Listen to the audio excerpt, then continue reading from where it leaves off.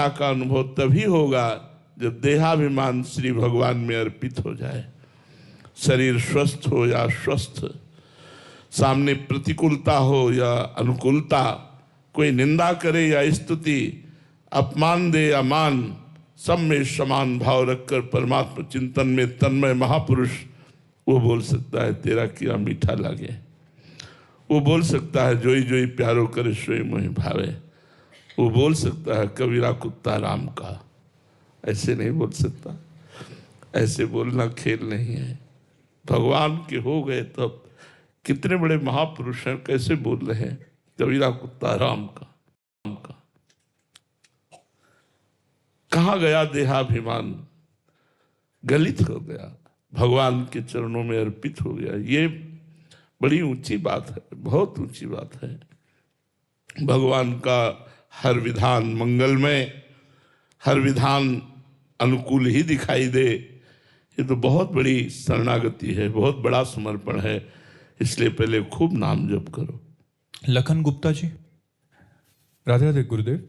गुरुदेव, चाह मिटी चिंता मिटी मनुआ बेपरवाह, जिनको कछु ना चाहिए वे शाहन के शाह। गुरुदेव, आपकी व श्री जी की कृपा से इस दास की सारी चाह मिट गई हैं, लेकिन श्री जी के ये जान कौन रहा है? ये कौन जान रहा है कि चाह मिट गई? तुम्हारा अहंकार। अभी चाह कहां मिटी है? ये जाना तुमने कैसे जाना? तुम्हारी चाह मिट गई, तुमने जाना कैसे? तुम्हारा अहंकार तुमको बोल रहा है। अहंकार के बिना तुम्हें कैसे पता चलता कि तुम्हारी चाह मिट गई? हमारी चाह बढ़ रही है प्रभु से मिलन की, हमारी चाह बढ़ रही है निरंतर नाम जप की, हमारी चाह बढ़ रही है हर समय संत समागम की, हमारी चाह बढ़ रही प्रभु के लिए रोने की। तो अपने आप पता चल गया कि आपकी संसार की चाह मिट गई। संसार की चाह मेरी मिट गई, ये अहंकार है, इसका दमन करो। चाह मेरी प्रभु से मिलन की, चाह मेरे प्रभु के भजन की, चाह मेरे प्रभु के भक्तों के मिलन की, चाह मेरे प्रभु के लिए रोने के लिए, तो अपने आप मिट गई। उसके कहने की थोड़ी, मैं सत्यवादी हूं, यह अहंकार है। मैं कभी भगवान की कृपा से झूठ नहीं बोलता, यह सत्यवादी का लक्षण है। अहम का त्याग करके भक्ति मार्ग में चला जाता है। इसका अहम का त्याग करो कि मैं चाह का त्यागी हूं, ऐसा नहीं जी। प्रियांशु कुमारी जी, बिहार से। राधे राधे महाराज जी। महाराज जी, मेरा एक सवाल है कि काकभुसुंडी जी महाराज जी ने विभिन्न युगों में प्रभु के अवतार देखे, तो महाराज जी क्या गृहस्थ आश्रम में रहते हुए नाम जप से ये संभव है?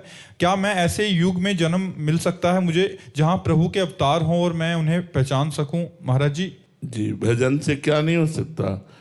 काकभुसुंडी जी भी तो एक साधारण जीव ही थे, भजन के प्रभाव से असाधारण गति प्राप्त की।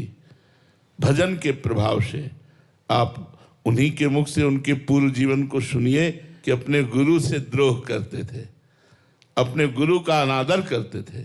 गुरु जब हरि चर्चा करते तो उनको बुरा लगता था। भगवान शंकर की प्रीता के कारण गुरु पधारे तो उठकर भी नहीं खड़े हुए, तभी तो भगवान शंकर ने साप दे दिया था।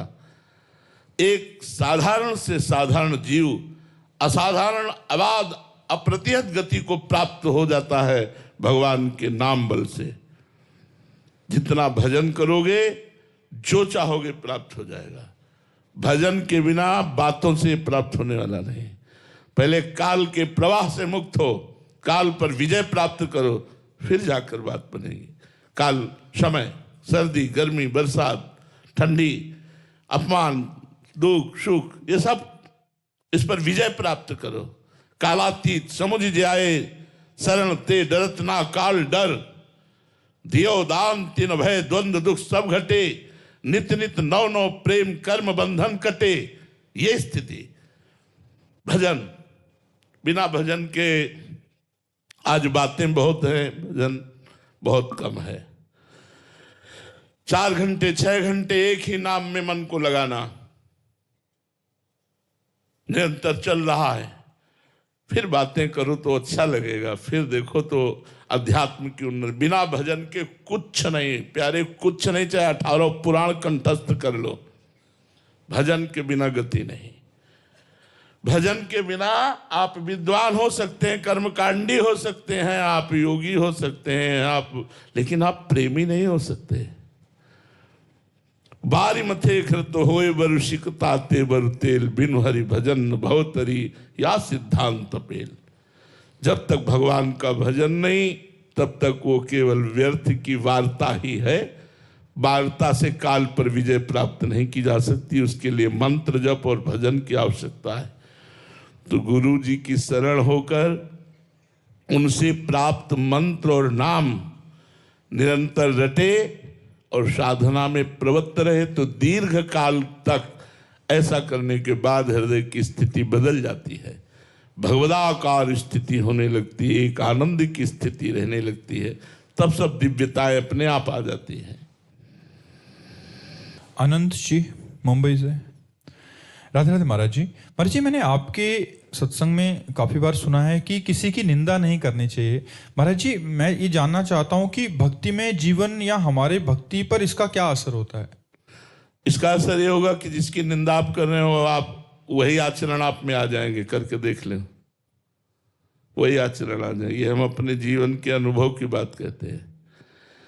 उसे बहुत संभालते थे, नौ युवक अवस्था थी, तो कभी किसी के दोस्त दर्शन अगर हुए भी तो प्रणाम करके तुरंत उसका मार्जन करते थे, अपने दिमाग में नहीं रखते थे। बुरा जो देखन मैं चला, बुरा न मिलिया कोई, जो दिल खोजू आपनो तो हमसे बुरा न हो। तो इसलिए हमें चाहिए अपनी भक्ति को सुरक्षित और परिपक्व करने के लिए किसी के भी दोष दर्शन न करे। सब भगवान का स्वरूप है, भगवान जिससे जो करवाना चाह रहे वो हो रहा है। हमें अपनी भक्ति को सुरक्षित रखना है। तो सबको सीए राम में सब जग जानी, करो प्रणाम जो रिजुक पाए। सबको प्रणाम करें, किसी के भी दोष दर्शन न करें और किसी की निंदा न करें। जी सुहास मोदी जी। राधे राधे महाराज जी। महाराज जी, क्या स्वार्थ के लिए भक्ति करना गलत है या सही? सही है। आर्थ अर्थार्थी, जिज्ञासु, ज्ञानी